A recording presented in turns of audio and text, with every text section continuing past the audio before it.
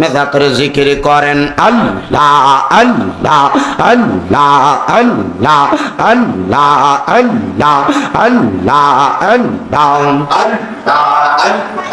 আল্লাহ আল্লাহ মরণের কত দিন বাকি আমরা জানিলাম না গো মরণের কত দিন বাকি মারহাবা আল্লাহ আল্লাহ আমার মরণের কত দিন বাকি আমি জানিলাম না গো আল্লাহ মরণের কত দিন বাকি মারহাবা আল্লাহ আল্লাহ আমার হায়াত হইল হাতে বাইরে মত হইল পায়ে সেই জায়গায় যার মরণ লেখা সেই জায়গায় সে মরে আমি জানিলাম না গো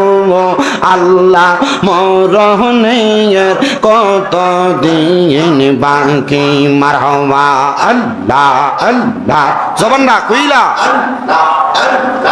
আল্লাহ আল্লাহ পদ্মার অন্তরালের আমার মা এই জীবনের গুনাহগুলোর জন্য আল্লাহর দরবারে তুমি এখনো পর্যন্ত কোনো কান্নাকাটি করো নাই জীবনের গুনাহগুলোর জন্য এখনো পর্যন্ত আমার আল্লাহ তাআলার দরবারে তওবা করো নাই আমি আমার এই বরুড়া থানার শালুকিয়া সহ এই জান্নাতের বাগান মাহফিলে যারা যারা উপস্থিত হয়েছেন সকল মুরব্বী বাবা সকল যুব সমাজ এবং আমার পর্দার অন্তরালের মা বোনদের কাছে বলবো জীবনে যত গুনাহ করেন না কেন এই গুনাহগুলোর জন্য আমার আল্লাহ তাআলার কাছে তওবা করবেন তওবা এই তওবা যদি করতে পারেন গো আমার আল্লাহ তাআলা এই তওবার কারণে আপনাকে নিষ্পাপ বান্দা হিসেবে কবুল করে নেবে কিন্তু দুনিয়ার পাপী বান্দার অভাব নাই পাপী বান্দা পাপ করতে করতে তার গুনার পাল্লা ভারী হয়ে গেছে এই তওবা যদি গভীর রজনীতে আমার আল্লাহ তাআলার কাছে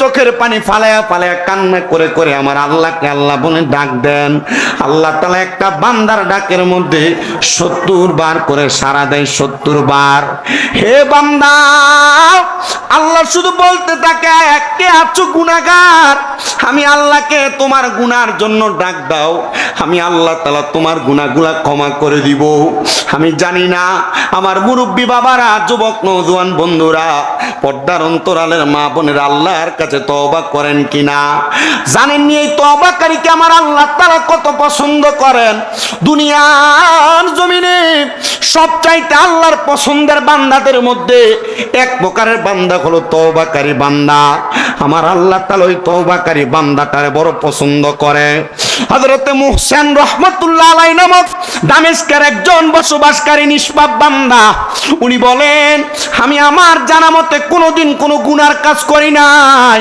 কিন্তু একদিন আমি রাস্তা দিয়ে হাঁটার পথে আমি হঠাৎ করে তাকিয়ে দেখলাম রাস্তার মধ্যে একটা পিঁপড়া আমার পায়ের তলার মধ্যে পড়ে গেছে হযরত মুহসিন রাহমাতুল্লাহ আলাইহি বলে আমি আমার আল্লাহ তাআলার কাছে বারবার কান্না করতে লাগলাম ও আল্লাহ আমি তো একটা জীবকে সৃষ্টি করার মতো আমার কোনো ক্ষমতা নাই আমার পায়ের তালুর সাথে চাপা খায় একটা পিঁপড়া মারা গেছে ও আল্লাহ আমি মুহসিন বড় গুনাহগার আল্লাহ গো আপনি আমি মুহসিনের তওবা কবুল করেন হযরত মুহসিন এমন ভাবে কান্না করে দামেস্ক এলাকার বহু ওলামায়ে কেরাম আইসা মুহসিনরে বলে মুহসিন তোমার মতে এত বুজুর্গ তোমার মতো একজন মুহসিন বান্দা সলে বান্দা আমরা কোনোদিন দেখি নাই যে নাকি একটা পিঁপড়া পায়ের নিচে পড়ে মারা যাওয়ার কারণে আল্লাহর কাছে এভাবে কান্নাকাটি করে বয়স অনেক হয়ে গেছে রে মুহসিন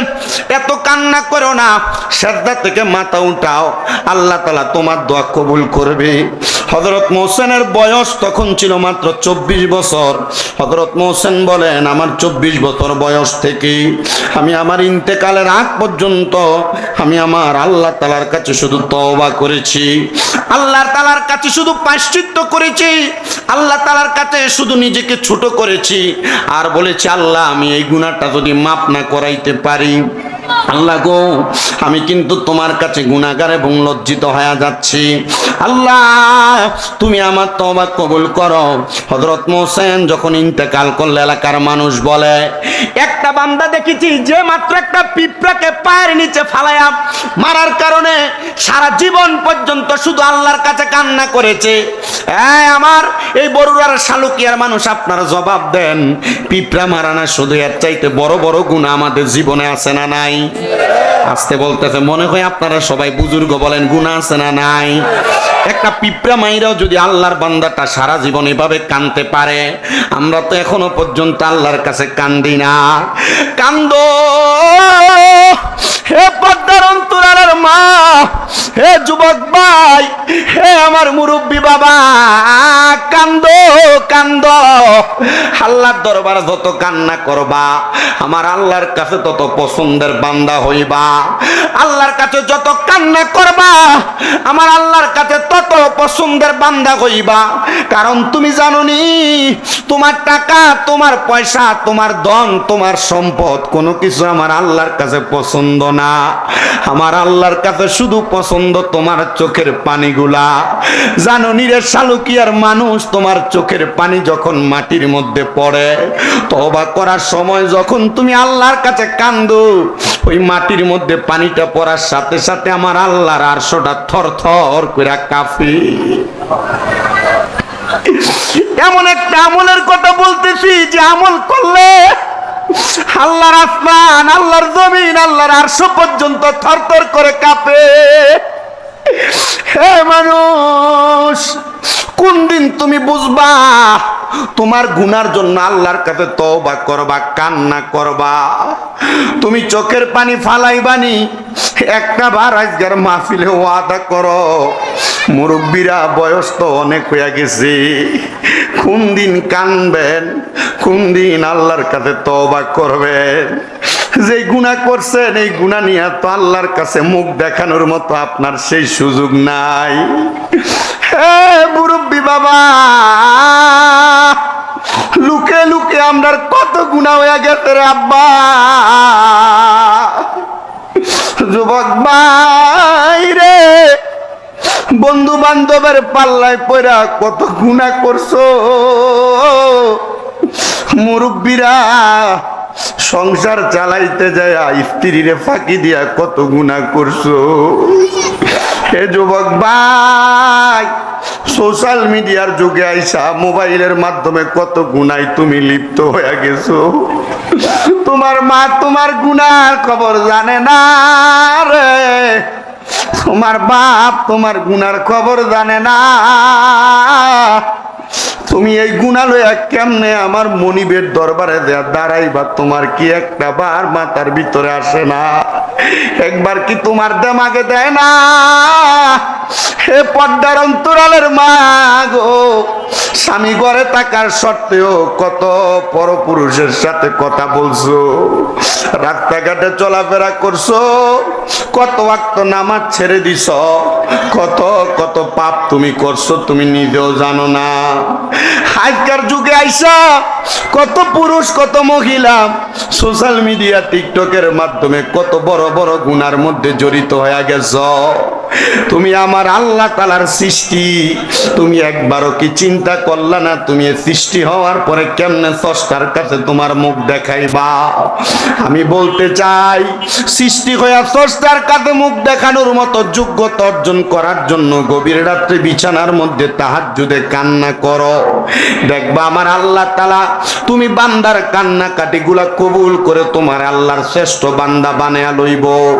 এই বান্দার দলেরা মনটা নরম করে দিয়ে তওবার হালে বসে যাও।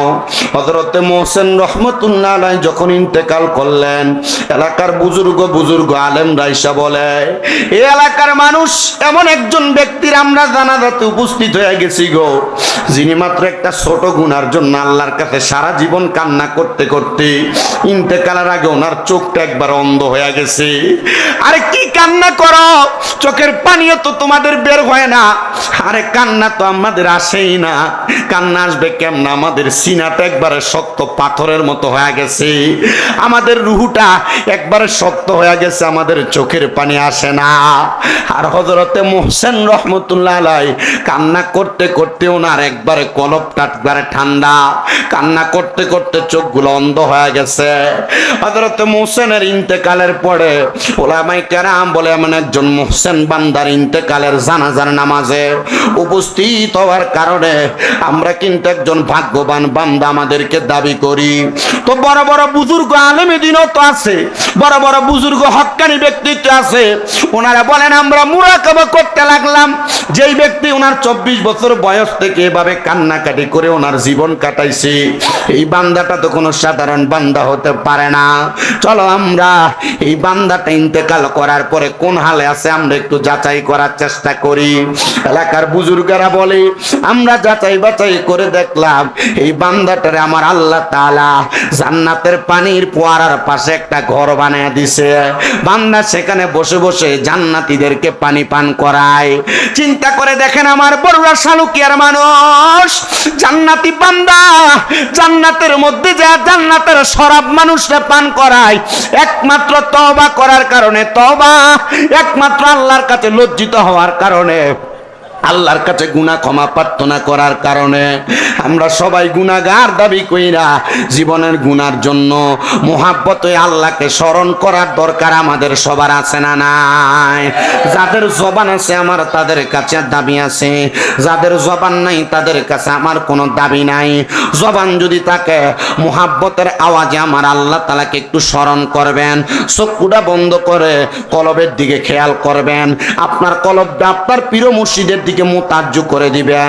পীর মুর্শিদের কলবটা যার যার পীরের তরিকার কলবের দিকে মুতাজ্জ হয়ে যাবে।